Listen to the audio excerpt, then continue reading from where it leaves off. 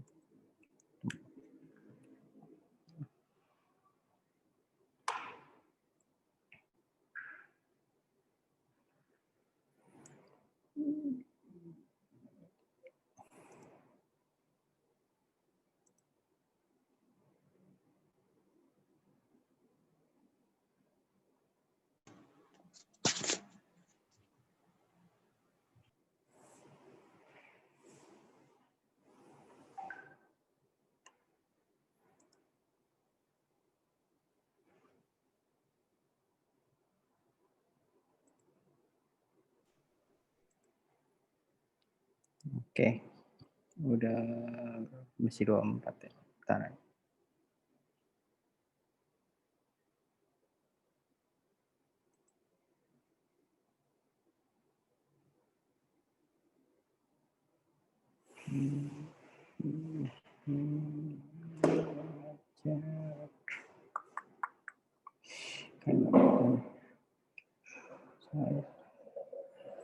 Oke, sore untuk kuis. Kayaknya saya batalin deh untuk hari ini, soalnya saya ada sedikit banyak perubahan sih, nggak sedikit. Oke, jadi saya nggak sempat bikin kuisnya karena, dan juga apa, untuk kuisnya saya rencana ada suatu source baru gitu kan, lumayan gitu, cukup menarik dan entertainment untuk kita coba, tapi sebenarnya butuh research lebih. Jadi lebih baik saya undur daripada kita buru-buru kuis. Jadi hasilnya nanti nggak menarik juga. Oke. Jadi hari ini kita habisin materi aja lah ya, sama sebelum kita UTS. Oke. Udah. Oke, jadi hari ini kita bakal belajar tentang apa itu trade, dependency injection, sama penggunaan namespace. Oke. Oke, mengenal itu trade.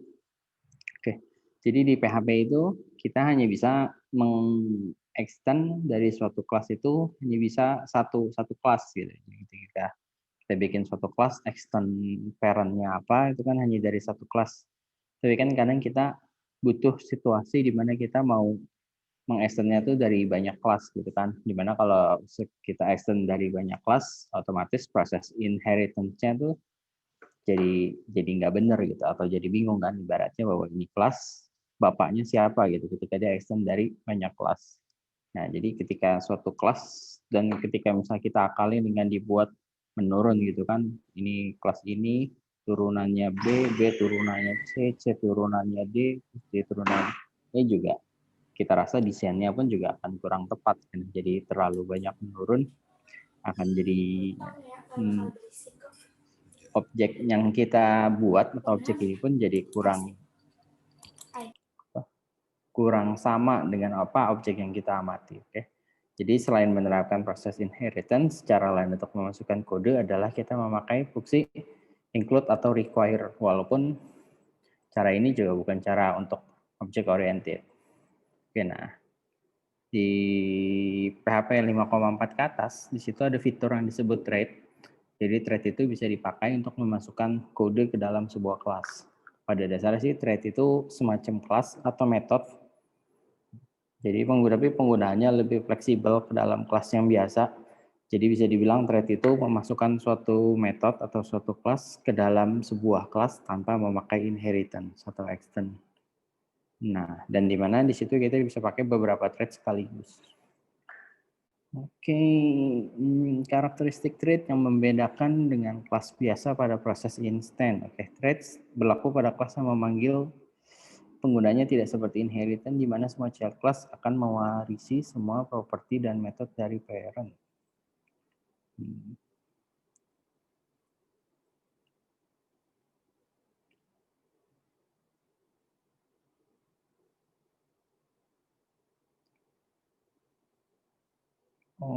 Oke. Jadi dia sini jelasin kalau threads itu nggak terikat ya. Jadi bisa dalam kita sisipin ke sebuah abstrak method ataupun maupun ke sebuah real method. Oke, jadi bisa kita taruh, bahkan dari si metodenya pun bisa juga hanya sebuah konstan gitu, hanya sebuah variabel atau sebuah properti.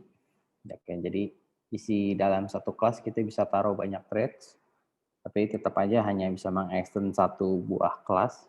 Oke, dan di sini threads itu biasanya dia nggak memperdulikan visibility dari properti atau variabelnya. Jadi ketika properti atau variabelnya bersifat privat pun kita tetap bisa akses atau bisa panggil. Oke, nah umumnya di sini kelebihan dan kekurangan menggunakan thread itu kita bisa dengan mudah memasukkan sumber potongan kode kita, jadi bisa lebih rapih juga potongan kode kita. Jadi ketika kita membaginya ke dalam suatu function atau ke dalam suatu metode, bukan ke dalam suatu function atau metode. Jadi kita membagi source code kita berdasarkan fungsinya gitu. Jadi ketika kita satu script ini fungsinya tuh misalnya untuk melakukan proses edit, atau satu script ini fungsinya untuk melakukan proses simpan atau melakukan proses cloning. Nah, jadi kita bisa bikinnya tuh secara struktur atau secara rapi. Oke, kekurangannya yaitu rawan munculnya duplikasi program. Jadi karena nyebar ke semua file, jadi kan kita perlu lihat dulu isi filenya itu namanya apa. Jadi lebih rawan ketika munculnya ada duplikasi nama yang sama persis. Jadi kita harus lebih teliti ketika memberikan nama. Apakah nama ini udah dipakai di dalam thread atau dalam file PHP yang lain sebelum kita nanti pakai thread, ternyata dia konflik atau bentrok karena ternyata memiliki nama yang sama. Oke. Nah, ini warning aja sih karena thread itu gampang seperti kayak fungsi include atau require itu kita cuma panggil nama filenya dan udah otomatis berjalan. Jadi kita perlu lebih berhati-hati aja sih dalam penggunaan thread itu. Nah, sebelum menggunakan thread, di sini kita mengenal apa itu dependency injection. Nah, dependency injection itu muncul biasanya karena terjadi ada suatu case namanya type coupling, yaitu di antara kelas ketika ada suatu kelas membutuhkan kelas lainnya. Oke, nah contohnya seperti pertemuan kita kemarin, di mana kasus Batman dan Batmobile. yang udah kita bahas bahwa ketika Batmobile itu kita harus kasih case bahwa Batmobile itu harus dikendarai oleh seorang supir atau seorang Batman. Nah, jadi dengan demikian kan bahwa ketika kita mau bikin objek Batmobile, di situ kita bilang bahwa objek Batmobile ini harus ada objek Batman-nya. Berarti kan ketergantungan ketika kita si objek Batmobile ini harus memiliki objek Batman. Nah, jadi si Batmobile memiliki ketergantungan ke si Batman. Jadi ketika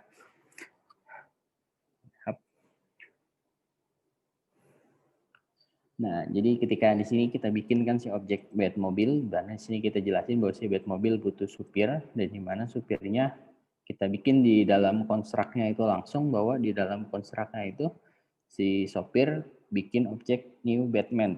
Jadi ketika get supir, kita dapat si Batman-nya. Oke. Nah, jadi meskipun programnya jalan gitu kan, walaupun jalan dengan baik, tapi pada kode tadi itu kita perhatikan di konstruktor tadi ketika pembuatan instan si Batmobile bahwa dia butuh si instan Batman juga gitu ketika membuat objek konstruktor. Ini menyebabkan masalah pada kemudian hari jika ternyata Batmobile-nya itu kita mau modifikasi gitu bahwa ternyata Batmobile ini nggak hanya dikendarai oleh objek Batman aja. Misalnya kan kemarin itu bisa dikendarai oleh robot gitu, atau misalnya dikendarai oleh siapapun. Nah, kalau tadi kan ketika dikonstruk di awal tuh udah kita patok atau kita ikat mati gitu bahwa Batmobile dikendarai oleh Batman aja. Nah, kalau kemarin kan kita buat solusinya yaitu kita bikin suatu parent class ya, namanya supir, di mana supir nanti si Batman dan si robot merupakan turunan dari supir. Jadi kita inisialisasi di Batmobile bahwa yang bisa mengendarai Batmobile adalah seorang supir. Jadi ketika semua objek yang merupakan turunan dari supir, maka dia boleh mengendarai si Batmobile itu. Nah, di sini kita dan di sini kita membuat kelas Android mengubah proses. Sini masih sama ya kayak kemarin. Jadi ketika kita bikin kelas Android atau robot, jadi kan kita harus mengubah proses pembuatan objek Batman menjadi Android. Dimana kan di sini jadi ngikat bahwa ketika mau Batman ya Batman aja, ketika Android aja gitu. Jadi ketika kita ganti akan menimbulkan dilema bahwa yang bisa mengendarai ya hanya Android, Batman nggak bisa mengendarai.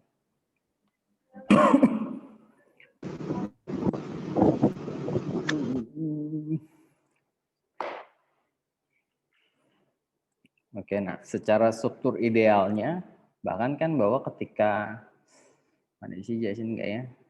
Ketika loss coupling, idealnya kan kita nggak perlu menyentuh si kelas Batmobile gitu kan. Ketika kita mau bikin Android, ya objek Android aja gitu, nggak perlu ada keterkaitan dengan si objek Batmobile.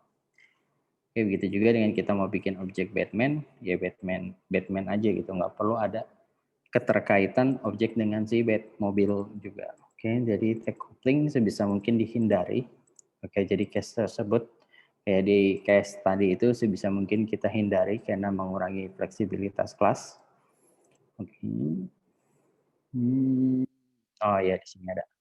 Selain menghindari fleksibilitas atau membuat kelas itu longgar, sama salah satu prinsip object oriented yang baik itu yaitu single responsibility principle, yaitu prinsipnya menyatakan bahwa sebuah kelas itu harus memiliki satu tugas atau dia harus bekerja untuk mengurus apa yang berhubungan dengan si objek itu aja. Jadi contohnya ketika kita bikin Batmobile, harusnya di dalamnya itu fungsi-fungsinya atau objeknya itu berkaitan dengan si Batmobile aja gitu. Sedangkan tadi kan kita bikin bahwa di dalam si Batmobile konstruknya itu adalah menciptakan objek-objek yang lain gitu, yang bukan si objek Batmobile tapi objek Batman.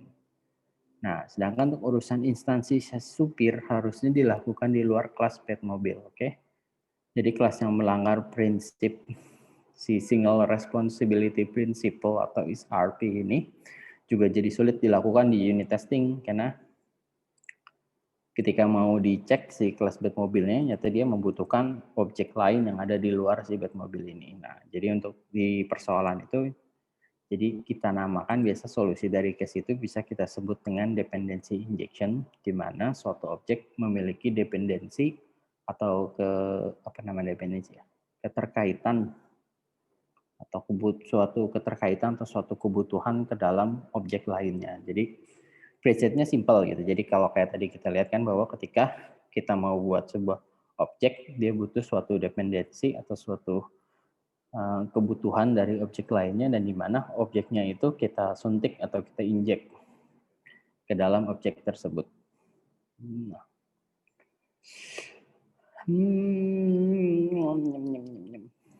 Ini Batmobile, protected supir.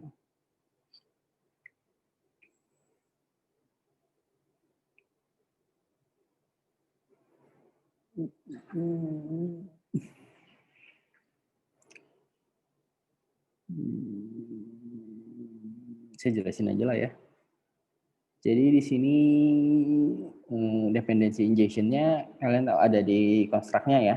Jadi ketika si Batmobile mau dibuat, yaitu di pas awal di konstruknya kita suntikin atau kita paksa, atau kita bukan paksa sih, kita langsung masukkan sebuah objek untuk membentuk si objek Batmobile tersebut. Nah, jadi di mana ketika kita mau bikin si Batmobile tersebut, ketika mau dibuat atau dikonstruk, kita lempar sebuah objek, yaitu si supir. Jadi mana si supirnya akan menjadi sebuah objek di dalam objek si Batmobile tersebut. Jadi ketika di get supir, nanti kita panggil gitu kan get supir, yang didapat oleh si sopir ketika kita panggil get supir gitu, yang didapat adalah sebuah objek dari si supirnya. Nah, di mana ketika kita bilang di si bawah tuh di si Batmobile, new Batmobile, yang kita lempar objek supirnya adalah si Batman itu tersendiri. Jadi ketika kita panggil si get supir namanya siapa, yaitu adalah si Batman, manusia kelelawar. Oke. Nah,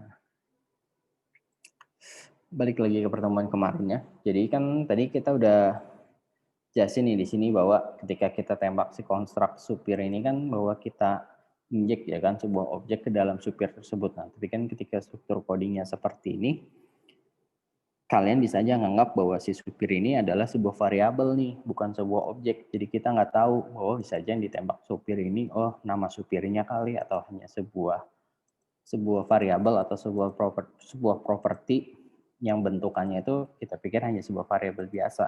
Padahal yang dibutuhkan adalah sebuah objeknya. Padahal adalah sebuah objek dari si Batman.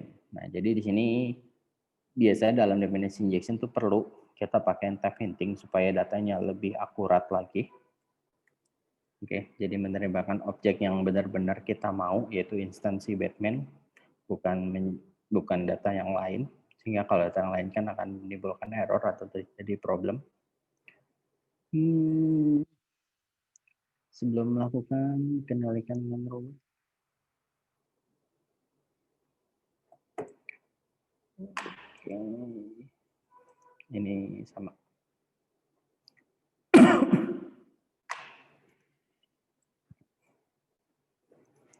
Oke, ini. Nah, jadi di sini di konstruknya kita udah tambahin ya bahwa si time hintingnya adalah si sopir yang dikirim itu adalah sebuah objek sopir.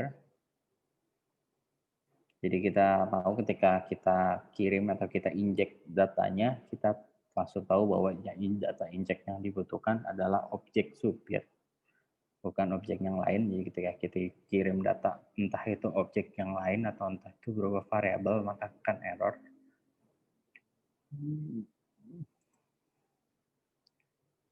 Oke, apakah ada perubahan? Enggak ada. Interface supir.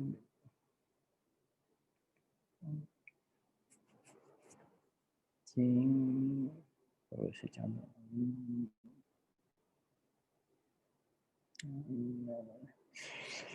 nggak salah ya, ini sama kayak kemarin soal lanjutannya. Oke, berikutnya namespace. Nah, ini namespace ini gimana ya jelasin?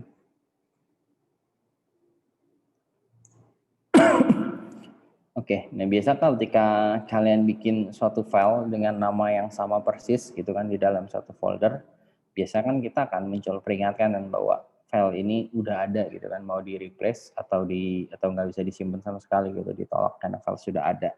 Nah, konsep Canvas ini sebenarnya bukan sesederhana ini, tapi bukan mirip, membuat sebuah solusi dari problem seperti itu. Jadi ketika kita bikin namespace, biasanya kita membuat suatu, sesuai namanya ya, namespace. Jadi kita bikin sebuah space yang namanya itu bisa kita sesuaiin, di mana kita buat menampung nama tempat file itu tersendiri ya. Jadi ketika kalian bikin sebuah file, lalu sekalian namanya kalian taruh di sebuah namespace, dan jadi ketika terjadi, misalnya kalian ambil library dari luar atau kalian bikin sebuah file yang sama, file itu walaupun adalah file yang sama persis, tapi tetap berbeda karena kita buat sebuah ruang lingkup atau sebuah space tempat file itu masing-masing berada. Nah, jadi jika ada dua kelas atau lebih memiliki nama sama dan berada pada space atau konteks collision yang sama, maka yang akan terjadi adalah sebuah collision ya, atau error. Nah, jadi sebuah collision jadi ketika dua namespace. Jadi biasanya source code-nya jadi bingung ketika kalian memiliki dua metode yang sama persis gitu. Ketika kalian panggil kan misalnya getName, dalam fungsi itu dia akan bingung ini getName yang mana gitu kan, karena dia akan jadi ambigu atau di fitur namespace ini untuk PHP 5,3 ke atas ya, dan materi definisi pada kelas, kemudian membiak kelas yang sudah berada pada namespace tersebut. Oke. Susunan file dan folder pada aplikasi modern. Sekarang udah nggak modern. Secara default, oke. Secara default, untuk lokasi penyimpanan file file PHP kita atau file HTML kita itu biasanya ada di folder SAM, lalu di folder htdocs-nya. Nah, biasanya kan ketika kita buat suatu project atau suatu project lah atau suatu penelitian, itu kan biasanya kita buat nama foldernya apa gitu. Misalnya kita lagi belajar object oriented, berarti di dalam materi doc itu kita bikin suatu nama folder namanya object oriented. Nah, misalnya di situ, oke.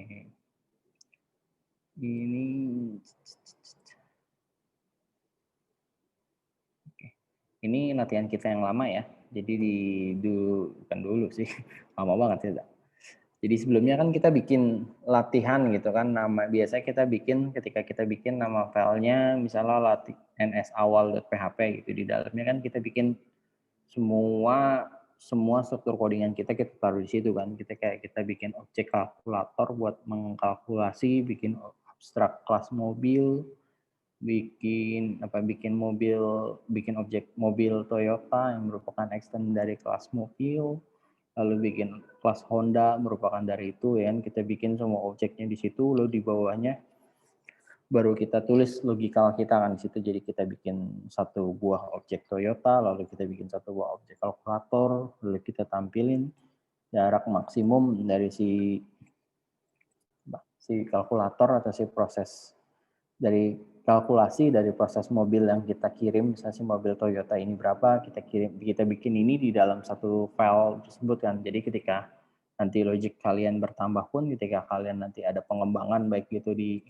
objek mobilnya maupun di objek apapun di dalam kelas ini, otomatis kan akan bertambah dan makin lama tuh makin banyak gitu di file tersebut. Oke, ini menghasilkan hasilnya gitu kan. Nah, di umumnya, bukan umumnya sih, bentuk standarnya gitu. Ketika kalian bikin sebuah program tadi, itu kita nggak tulis hanya di dalam satu file, tapi kita bangun di dalam banyak file. Apalagi jika kita mau menerapkan konsep object oriented ini. Jadi umumnya tuh kita pecah-pecah struktur codingan kita itu sesuai dengan objeknya. Jadi ketika kalian tadi misalnya ada berapa tadi ya? Ada 4 objek ya.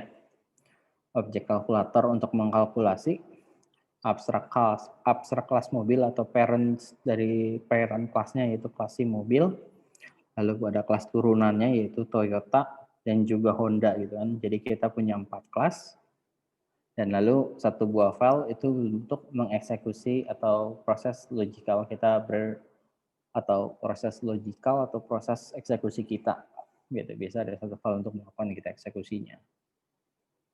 Nah, komoditas. Oke, jadi di PHP juga udah memiliki standar aturan gitu kan. Jadi ada sebuah standar, tujuannya itu untuk bikin aturan yang baku agar kode PHP kita tuh lebih mudah dipertukarkan ya. Dipertukarkan atau lebih mudah kita baca. Jadi ketika nanti kalian mulai ngoding, ketika kalian udah mulai bekerja gitu, ketika kau udah mulai melakukan ngoding atau melakukan apa kan nanti kalian akan butuh sumber-sumber dari programmer yang lain gitu. Bisa jadi kalian nyari di Google, ada orang apa, nah ketika kalian lihat struktur dia kan ketika hanya satu file gitu, isinya ada ratusan ribu baris kan kalian mumet sendiri gitu ngelihatnya. Tapi ketika kalian bikin ada sebuah standar gini di tiap orang dan nerapin standar ini, orang ya otomatis kita akan lebih mudah saling bertukar ataupun mau saling membaca struktur coding mereka satu sama lain. Nah, jadi aturan-aturan itu terbagi beberapa standar yaitu terkait penamaan file, penamaan kelas, penulisan variabel, sebagainya. Oke. Nah, di antara beberapa standar itu, nah kita ada satu yaitu tentang auto loading. Itu menyebutkan bahwa suatu kelas harus disimpan pada filenya masing-masing. Oke. Selain nama kelas harus sama dengan nama file, aturan penamaan kelas nama file akan cocok digunakan apabila kita menggunakan auto loading dengan Composer. Oke, agar kode yang kita buat sebelumnya memenuhi PSR standar untuk mengubah susunan file folder di dalam. Kita harus membagi isi awal dan menyimpan filenya masing-masing. Oke.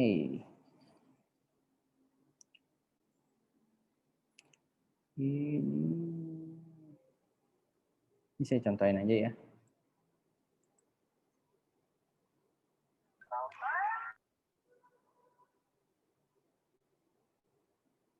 Belum dibuka.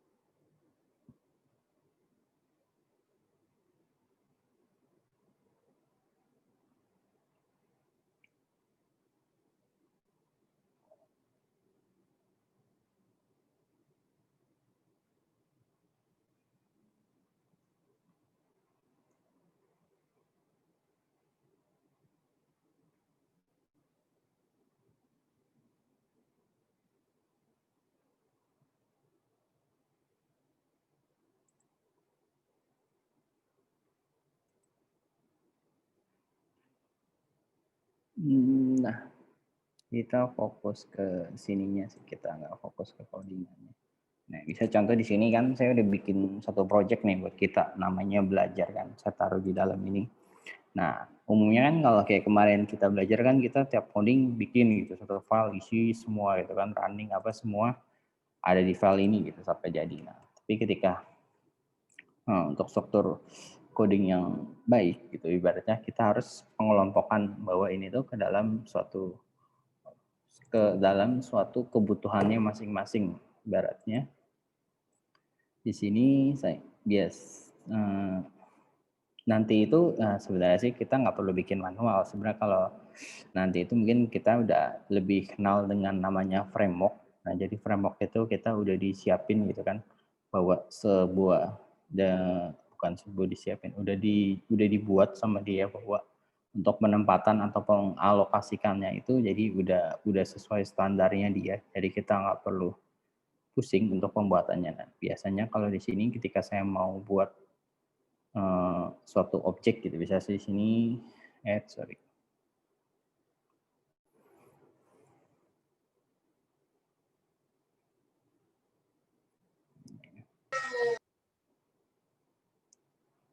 Ini bentuk umum ya. Biasanya ada src itu kumpulan nama-nama file kita, bisa sumber source atau apa, bisa kita taruh di sini. Nah, kalau misalnya saya mau bikin isinya untuk menampung objek-objek yang saya bikin, misalnya saya bikin sebuah entity. Oke, nah, jadi di dalam, balik sini dulu deh biar enak.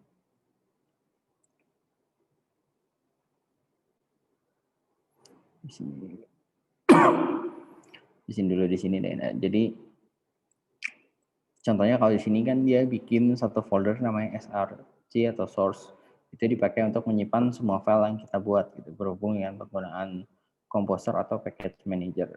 Nah, oke, nah struktur coding kita yang tadi itu di mana kita bikin semua dalam satu file itu, nah bagusnya kita pecah. Jadi ke dalam suatu biasanya saya kalau tergantung orang masing-masing ya. Biasa kalau saya pecah lagi antara satu kumpulan objek yang mau kita buat atau kita amati, sama satu lagi itu isinya tentang source code, emang bagian eksekusi atau controller atau logical kita di situ. Oke, jadi di sini kita pecah gitu kan. Kayak tadi si objek kalkulator, kita bikin satu file sendiri namanya kalkulator, isinya si objek kalkulator gitu kan. Nah, lalu si objek mobil tadi kita bikin lagi objek mobil. Nah, di sini misalnya objek mobilnya apa? Lalu ada si Toyota tadi kan, Toyota juga kita bikin. Kita pisah lagi jadi satu file sendiri yaitu file Toyota, lalu ada si Honda. Nah, lalu setelah tadi 4 tadi kan tuh objek yang kita mau bikin tuh, yaitu si kalkulator, objek mobil, Toyota sama Honda gitu kan. Nah, di mana lalu setelah itu kita bikin satu file untuk kita mengeksekusi atau semua logikal kita di situ. Nah, di sini dia bikin namanya index PHP. Jadi ketika kita buka, kita cukup buka si index PHP-nya. Nah, di mana di index PHP-nya ini nanti akan kita panggil semua file yang kita bikin tadi. Nah, ketika kita bikin tadi kan kita bikin objeknya secara terpisah tuh, objek kalkulator, objek mobil, objek Toyota, dan objek Honda. Nah, di dalam indeks PHP ini kita panggil semua, yaitu objek kalkulator, mobil, Toyota, sama Honda. Nah, setelah udah kita panggil, baru kita eksekusi proses logical kita di dalam sini ya, di mana kita bikin dua objek yaitu si Toyota dan Honda, lalu si Toyota dilakukan proses kalkulasinya di objek kalkulator, lalu setelah itu kita tampilkan hasilnya yaitu jarak maksimum dari si objek Toyota tersebut dan juga jarak maksimum dari si Honda tersebut. Nah, oke. Dari sini hasilnya sama seperti tadi, nggak ada bedanya. Cuma bedanya dari sini kan kita struktur kita jadi jauh lebih rapi gitu. Ketika kita lihat di indeks PHP, di sini kita hanya fokus ke logical kita aja gitu. Ketika mau mengapain di dalam situ, kita mau melakukan proses mau menampilkan hasil jarak maksimum dari objek yang kita buat tersebut. Nah, ketika kita ada perubahan terhadap proses kalkulasinya, nah berarti kita fokus ke dalam kalkulator.php-nya aja. Nah, ketika kita ada perubahan di objek mobilnya gitu. Misalnya objek mobilnya mau ada penambahan roda, mau ada tambahan isi tangki, udah ada isi tangkinya berapa. Nah, kita cukup fokus ke objek mobilnya aja, mobil.php. Oke, nah begitu juga dengan si objek Toyota dan objek Honda. Ketika nanti suatu saat gitu kan, bahwa struktur coding kita atau aplikasi kita ada pengembangan atau ada perubahan, dan perubahan itu mengcover di objek itu gitu. Objek itu ternyata kita butuh analisa lebih, kita butuh ada penambahan properti atau penambahan metode, ya udah kita hanya cukup fokus di dalam objeknya tersebut. Nah, jadi nggak akan pemikiran kita tuh udah cukup bukan terlingkup, jadi cukup rapih di dalam suatu objek-objeknya tersendiri. Nah, dari sini kita udah ngelihat ya bahwa struktur coding kita udah mulai rapih nih. Nah, tapi di sini itu kita masih udah menyimpan gitu kan ke dalam file kita masing-masing udah cukup rapih. Nah, tapi kan fungsi tadi itu udah masih di global space tuh, baru bisa kita panggil require aja gitu kan, bahwa ketika kita panggil require semuanya bisa pakai gitu kan. Nah, seandainya ada kelas-kelas dari pihak ketiga gitu kan, kita mau panggil library, misalnya ada orang udah bikin sebuah mobil yang bisa ngebut atau bisa apa, nah ketika pada kita bikin ulang kan, kita pakai aja library-nya dia. Nah, ketika kita panggil kan, kita nggak tahu tuh di dalam isinya itu kan dia yang bikin tuh. Ketika mobil yang bisa ngebut, dia penamaannya apa, metodenya apa, bisa terjadi. Bisa ada kemungkinan bahwa metode yang dia bikin itu memiliki kesamaan dengan apa yang kita bikin. Oke. Nah, jadi berada pada namespace yang sama pula, maka akan terjadi error atau suatu collision. Oke. Kita harus memberikan namespace pada kelas yang kita buat. Oke. Nah, jadi di sini kita harus memberikan namespace pada kelas-kelas yang kita buat agar nggak crash dengan si library yang kita comot tadi gitu ibaratnya. Nah, ketika kita memberikan namespace itu ibaratnya kita menyimpan file tadi di dalam sebuah subfolder. Nah, tapi namespace itu merupakan folder virtual. Oke. Nah, pada subbab ini kita akan membahas cara memberikan namespace pada suatu kelas dan bagaimana cara menggunakan kelas tersebut. Oke, nah di dalam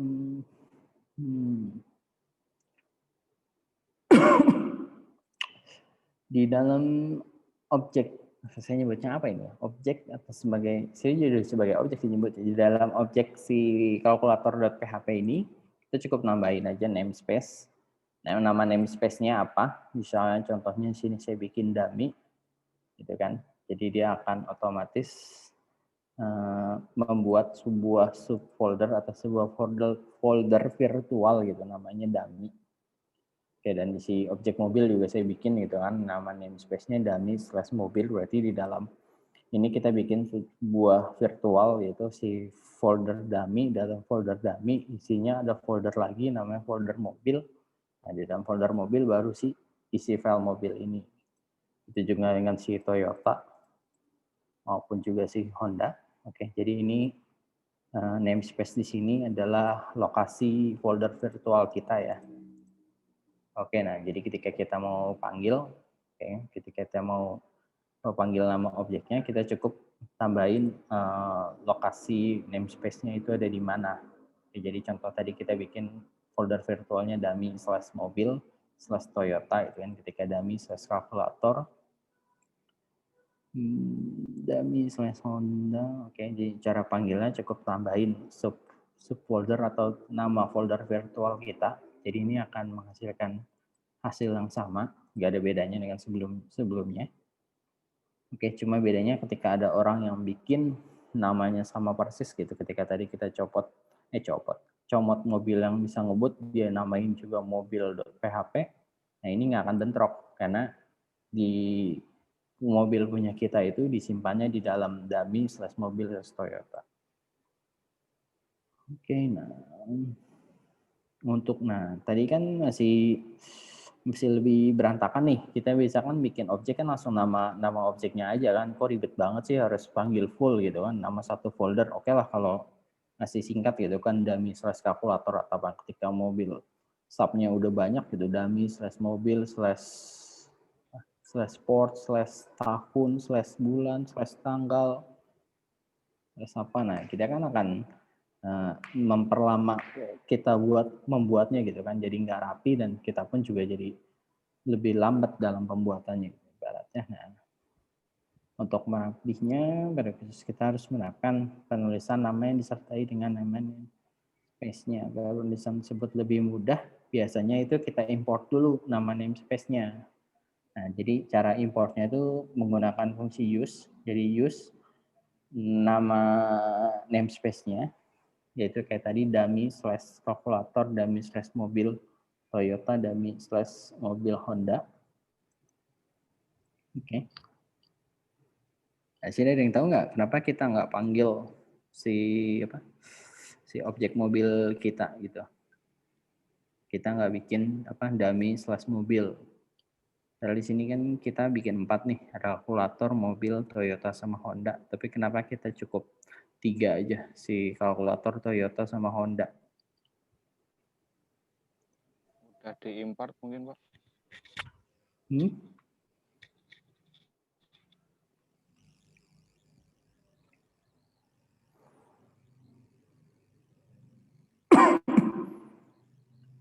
Di sini new Toyota, new kalkulator, new Honda.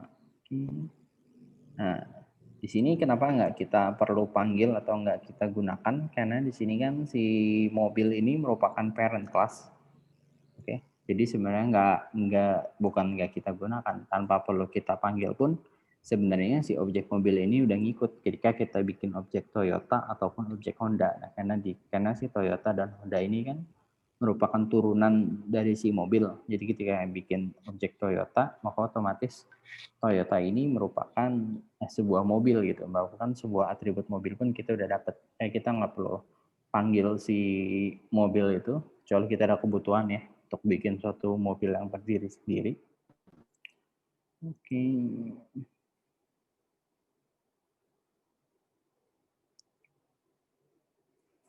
Nah, jadi tadi saya lupa jadi mengimport. Oke, untuk importnya tinggal pakai use aja gitu. Jadi sini kita nge-use nama namespace. Nama filenya beserta dengan nama namespace-nya di mana kita bikin tadi. Ini harus sama ya ketika kita use dummy/calculator ini dengan nama namespace yang ada di sini ya. Jadi namespace dummy/mobil dengan nama di sini dummy/mobil gitu kan, slash nama objek atau nama itu harus sama persis. Jadi kalau ada perbedaan baik itu huruf besar atau kecil itu akan menimbulkan error.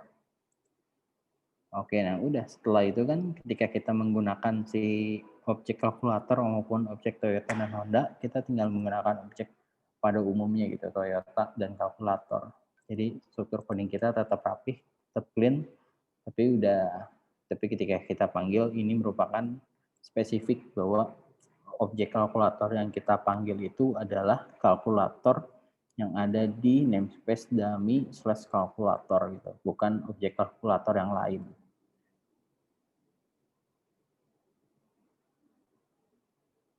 Oke, hasilnya sama tetap.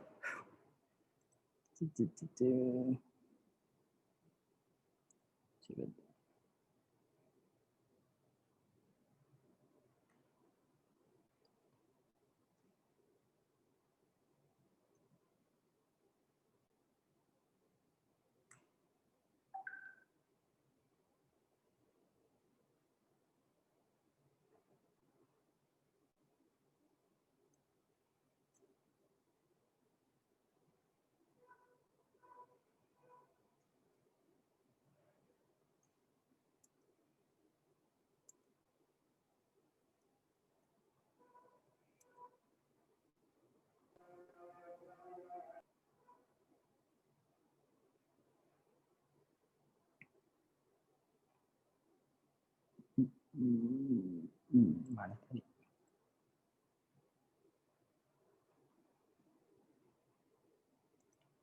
Nah, contohnya saya di sini ini mesinnya sama sih, tapi udah saya bedain gitu bahwa mesin ini satu objek juga sih. Jadi sini. Oh, di sini saya bawa entity itu adalah kumpulan objek saya gitu kan, bahwa di sini objek itu objeknya ada objek mobil, ada objek mobil sport, dan sama sebenarnya satu buah objek kalkulator, tapi di mana kalkulator ini merupakan bukan sebuah objek ya, tapi merupakan sebuah objek, tapi tujuan objek ini dibuat adalah untuk mengkalkulasi yaitu jumlah isi bensin yang terdapat pada objek mobil tersebut. Oke. Nah, jadi di sini misalnya oke. Nah, di sini kan saya require mobil sport di sini aja. Ketika nanti kita ada perubahan nih di dalam objek mobil kita, mau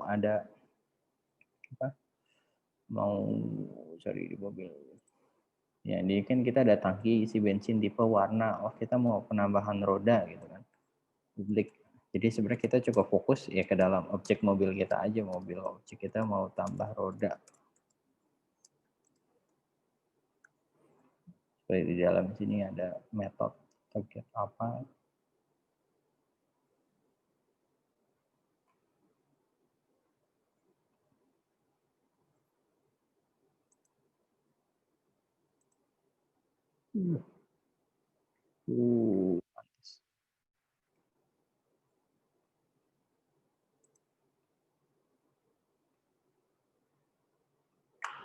Nah, jadi ketika kita ada perubahan di objek kita, ya kita coba fokus di perubahan objek kita aja gitu. Dan ketika kita mau melakukan di struktur coding ini, ya kita nggak ada perlu jalan ya.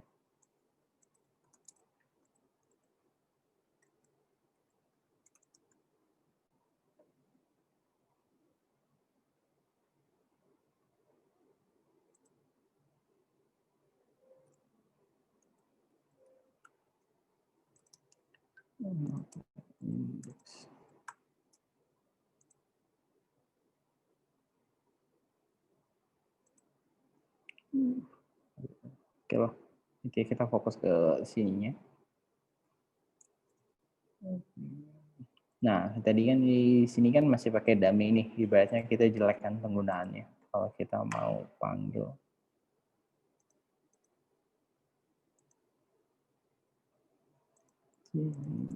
use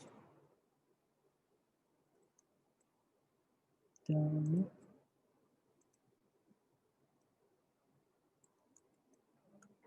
Gitu.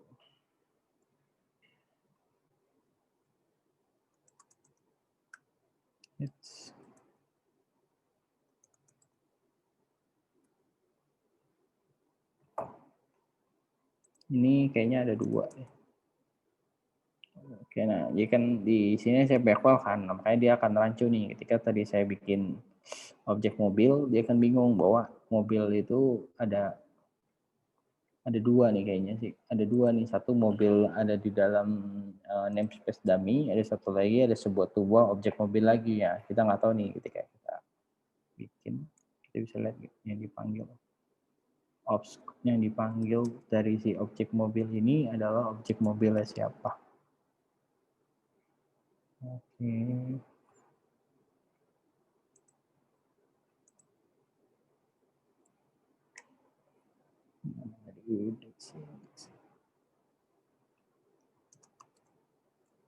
Nah, ambil di sini. Dan dia ada di type in juga ada construct mobil. Makanya kan kalau seperti ini kan kita jadi bukan gitu ya, ibaratnya ketika kita buat kita jadi bingung bahwa mobil yang kita mau itu adalah mobil yang ada di si entity ini nih. Tapi ketika kita panggil seperti tadi tanpa adanya namespace, gitu kan ada banyak mobil lah, bisa jadi kita nyata memanggil pembuatan objek mobil yang salah, yaitu kayak tadi dia manggil objek mobil ke type in tadi, padahal yang kita mau adalah si mobil dan jika kita panggil ini akan sesuai dengan apa yang kita mau. Oke. Udah 1. Ini tambahan jadi untuk membuat alias menggunakan namespace. Oke, nah jadi suatu namespace kita tadi itu bisa kita kita rename atau bisa kita buat sebuah alias supaya namanya jadi lebih unik atau lebih mudah. Jadi contohnya tadi di sini misalnya dummy mobil Toyota itunya kita mau rubah namanya sebagai Fortuner gitu kan, ketika mobil Honda sebagai CR-V. Nah, jadi ketika kita panggil kita lebih spesifik lagi, ketika new Fortuner berarti otomatis yang dipanggil itu sebenarnya adalah si objek Toyota yang ada di dummy/mobil/Toyota. Ketika kita panggil si new CR-V, maka yang kita panggil itu sebenarnya adalah objek dari new dari folder dummy mobil /Honda. Oke. Segitu dulu sih dari saya untuk mengenai salah.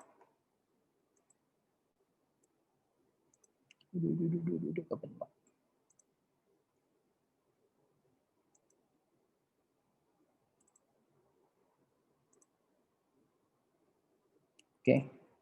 Ada yang mau nanya dulu nggak sebelum kita break isoma dulu?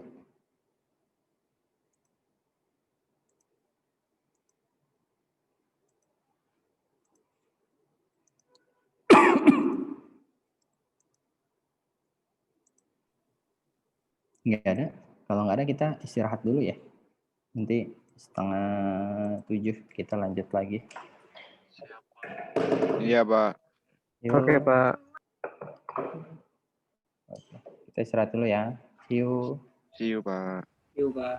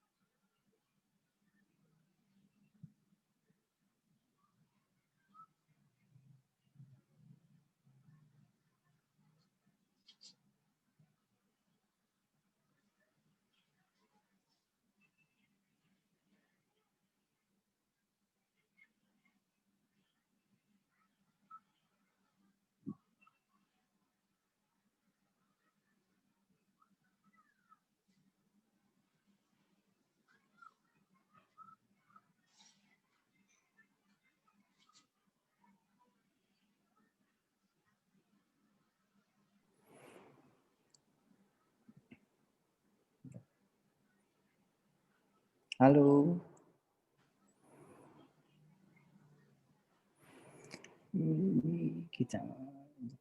Kita lanjut ya. Baik, Pak.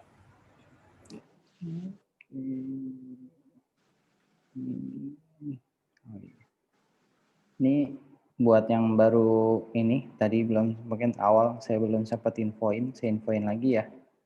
Kita hari ini nggak jadi kuis. Tapi bukan nggak jadi sih, mungkin kita undur kuisnya. Entah di pertemuan berapa, tapi kita pasti ada kuis kok. Nah, dan kalian udah dapat jadwal UTS belum sih? Belum, Pak. Oke. Belum, Pak. Saya ini dulu deh. Ini mana ya?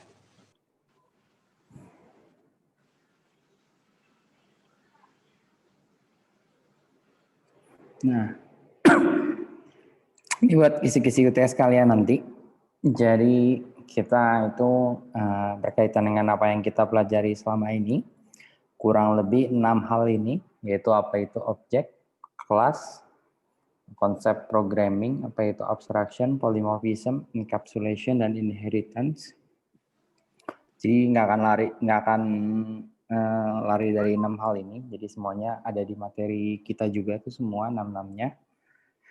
Jadi kalau yang belum ada materinya bisa di-download di learning kita. Nah, untuk jadwal di sini juga belum fix ya tanggalnya berapa. Cuma saya udah dikabarin bahwa kita UTS itu kan di tanggal 1 sampai tanggal 8 ya. Nah, saya kurang tahu di hari itu, entah mungkin sesuai dengan jam ngajar kita, jadi berarti saya di hari Senin, atau nanti berubah lagi, kurang lebih nanti lebih diinformasikan, tapi kurang lebih kita UTS pasti di tanggal 1 sampai 8 Desember nanti. Jadi untuk pertemuan berikutnya mungkin kita minggu tenang ya. Nah, untuk sifat ujiannya ini kita gimana?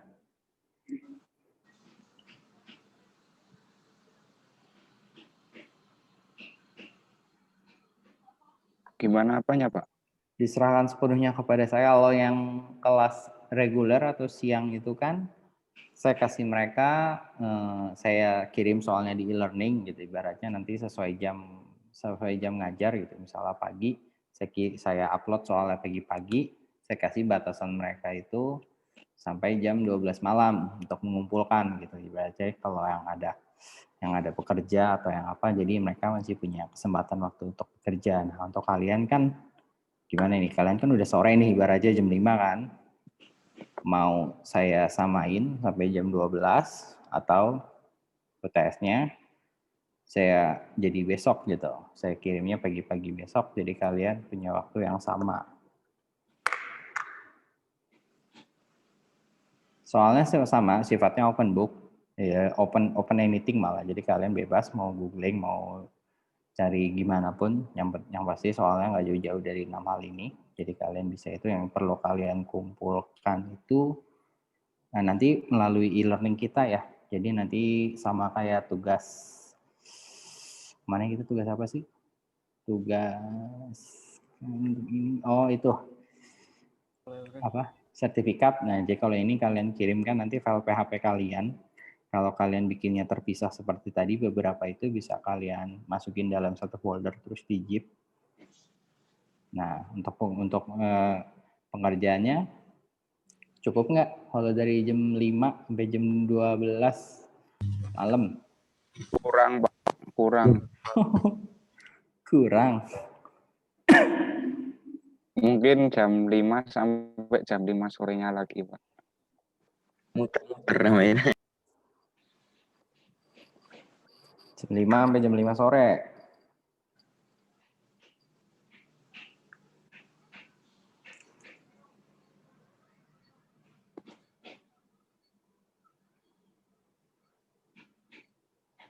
Tapi nanti ngikutin harinya ya. Kalau misalnya kita kalau Jumat, kita Senin ya, aman sih kalau Senin. Saya pikir yang Jumat. Soalnya kalau Jumat kan besoknya kan ada yang Sabtu.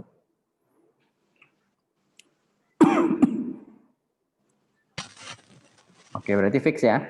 Dari Jumat berarti sesuai jam kuliah kita ya, berarti sekitar jam 5 saya mulai upload soalnya. Batas pengumpulan itu sampai jam 5 sore esok harinya ya. Setelah dari itu saya nggak mentolerir ada alasan apapun ya, misalnya nggak sempat lah, sibuk bekerja lah, atau apapun, beratnya di luar jam itu ya saya anggap udah terlambat untuk mengumpulkan. Sepakat ya semua? Enggak dibuletin jadi 6 aja, Pak. Aduh, ditawar lagi. Boleh. Jam 6 maksimal. Oke, Oh, Pak. betul. Nah, ada yang mau nanya lagi nggak selain seputar UTS ini? Soal UTS kita. Untuk UTS-nya tuh bentuknya gimana ya, Pak? Bentuknya gimana? Paling studi Bentuk case. soalnya gitu. Iya, bentuk soalnya paling studi case. Misalnya Kak Dian disuruh membuat apa gitu. Saya salah tadi membuat case Batman sama Batmobile. Coba terapkan misalnya prinsip inheritance di dalam kelas itu atau menerapkan polymorphism, contoh polymorphism di dalam pembuatan objek apa, pasti dalam bentuk studi case tuh.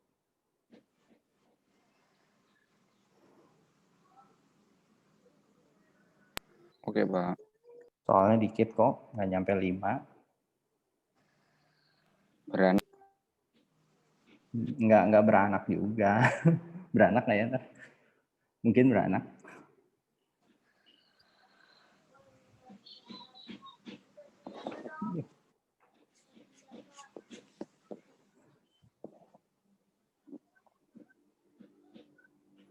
Nanti sesuai. Oke, nggak masalah sih.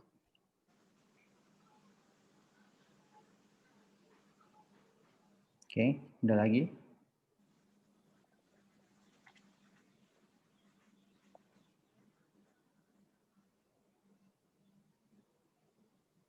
Ada yang ini. Saya stop saya dulu.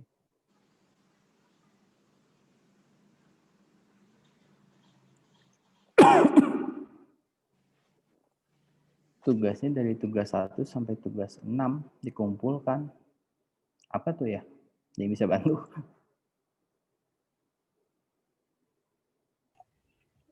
Mungkin materinya kali, Pak. Oh, iya. Materinya 1 sampai 7 dong berarti ketemuan kita. Itu udah saya upload semua kok di e-learning. Jadi kalian bisa download. Atau kalian bisa lihat.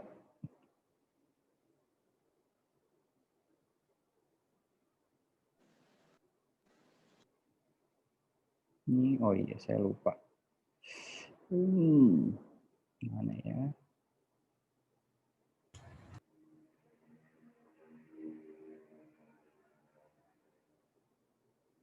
Ini saya sambil menunggu pertanyaan dari yang lain. Ini buat tambahan informasi buat kalian aja sih. Nah, jadi kemarin tuh ada yang sempat nanya ke saya tuh kalau mau jadi seorang development apa aja sih yang perlu kita pelajarin gitu kan dari apa. Nah, jadi sini saya nemu satu website yang menurut saya cukup detail. Jadi namanya roadmap.sh. Jadi di sini ngejelasin step by step apa yang perlu kalian pelajarin kalau kalian mau menjadi tergantung mau menjadi seorang front end, menjadi seorang back end, seorang DevOps, jadi programmer Android, menjadi database administrator atau jadi programmer React Native. Oke, ya. Dan dia pun cukup update, jadi seiring nanti ada perkembangan teknologi, ada apa, jadi websitenya pun juga cukup update. Jadi ketika kalian mau start learning pun juga apa yang kalian pelajarin, apa yang kalian terima di sini pun juga ikutan terupdate gitu. Nggak akan suatu informasi atau suatu bahasan programan yang outdated.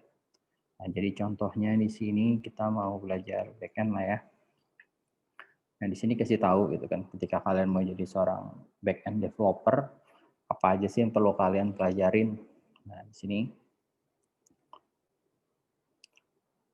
basic front-end knowledge ya kan, jadi apa itu HTML, CSS, JavaScript, P2DNS, P2HTTP, bagaimana browser itu bekerja, apa itu hosting, jadi masih pengetahuan dasar gitu kan. Dan sedikit pengetahuan tentang operating system dan general knowledge, gitu, bagaimana menggunakan terminal, bagaimana operating system bekerja in general, memory management, dan lain-lain, gitu kan. Dan beberapa bahasa pemrograman yang direkomendasikan, ada JavaScript, Python, Ruby, Go, Java, gitu kan. Dan tools-tools yang kalian butuhkan gitu untuk menjadi seorang back-end developer gitu kan. Ada GitHub, ada apa lagi sih? Ya, kalian bisa lihat kalian jadi agak tahu gitu ketika kalian udah tahu nih, mungkin dari sekarang gitu kan akan lebih bagus ketika dari sekarang kalian udah tahu gua ke depannya tuh mau jadi back-end developer gitu kan, karena gua tuh sukanya logical thinking gitu. Gua gak suka yang desain gambar atau sesuatu yang butuh kreativitas gitu. Gue tipe orangnya logical banget. Nah, kayaknya back-end developer udah gue banget nih. Jadi kalian udah tahu ke arah kalian ke depannya ketika kalian mau kemana pun kalian udah lebih jelas. Jadi ketika kalian udah tahu mau kemana pun kalian lebih terarah lagi gitu. Apa yang harus gue pelajarin, apa yang harus gue fokusin gitu kan. Apa itu API, apa itu REST API, apa itu JSON tentang authentication. Wis, ada memory caching juga, cukup detail dan cukup lengkap. Tapi ya jangan jadikan ini kalian mumet terus jadi mundur duluan ya, ngeliatnya banyak banget gitu. Saya juga ngeliatnya lumayan ternyata ya. Tapi menurut saya ya tanpa disadari juga nanti kalian akan mempelajari ini semua. Udah insecure dulu, Pak. Iya. Domain driven design, TDD. Enggak recommended ya, padahal bagus loh ini. Test driven development dan domain driven design.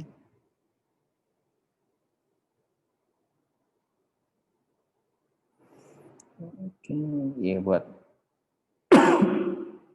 kayak kita coba cari. Oke, dan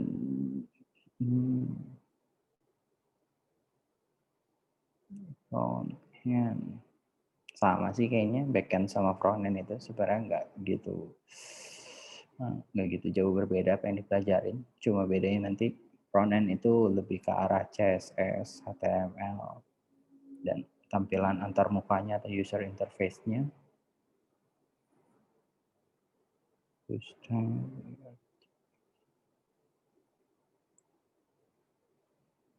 Itu ada Flutter frontend, iya sih. Flutter nih sekarang lagi booming. Mana tadi Flutter? Hilang. Oh ini. React Native masih menguasai. Iya, dan mungkin ya ke depan nanti kalian seiring berjalannya waktu ya muncul lagi bahasa pemrograman atau apapun yang baru lagi.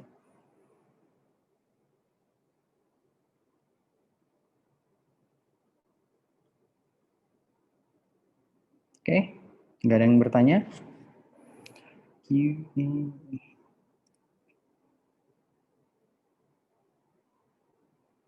Database admin.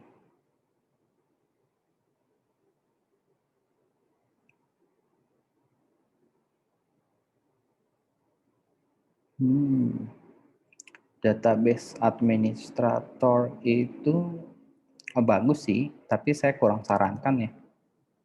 Karena kedepannya tuh database admin itu apa bahasa halusnya ya, dibunuh pelan-pelan sebenarnya oleh Google, karena Google itu sekarang jadi barang dagangannya dia, si database admin ini dengan Google Cloud Platform-nya dia. Jadi makin kesini tuh Google Cloud Platform-nya tuh udah makin ya gimana ya, lebih makin canggih, makin ringan, makin simple, penggunaannya gampang. Jadi fungsi database admin itu semakin berkurang. Karena ya dari si Google Cloud Platform itu sendiri. Dan otomatis mereka pun juga semakin memperbaiki fitur-fitur mereka. Oke.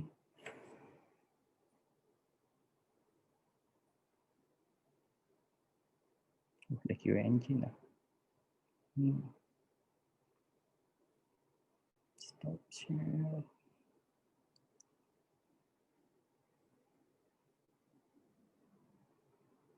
Oke ya, nggak ada pertanyaan lagi ya.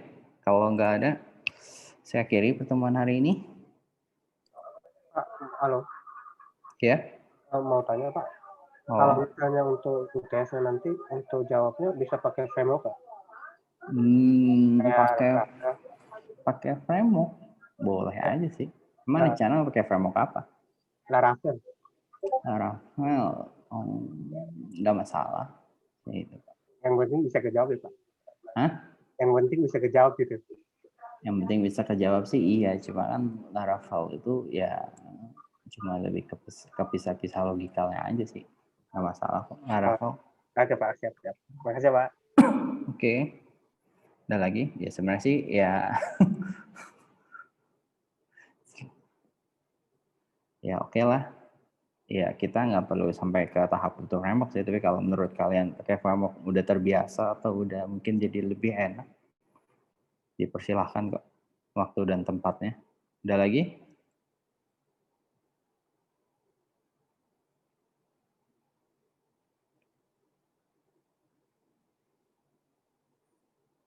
Nggak ada ya? Oke. Saya akhiri pertemuan hari ini. Makasih semuanya. Kita ketemu lagi minggu depan nggak ya? Ya kita ketemu lagi nanti. Have a nice day. See you. Bye-bye. See you, Pak. Thank you. Thanks, Pak. Terima kasih, Pak. Thank you, Pak. Pak. Thank you, Pak.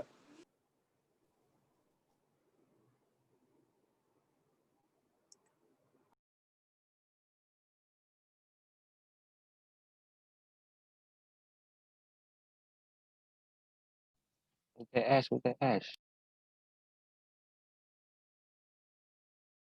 What's his name?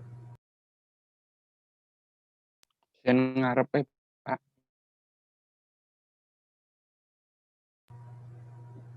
Telat iki engko.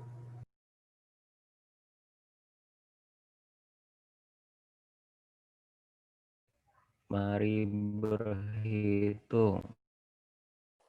UTS.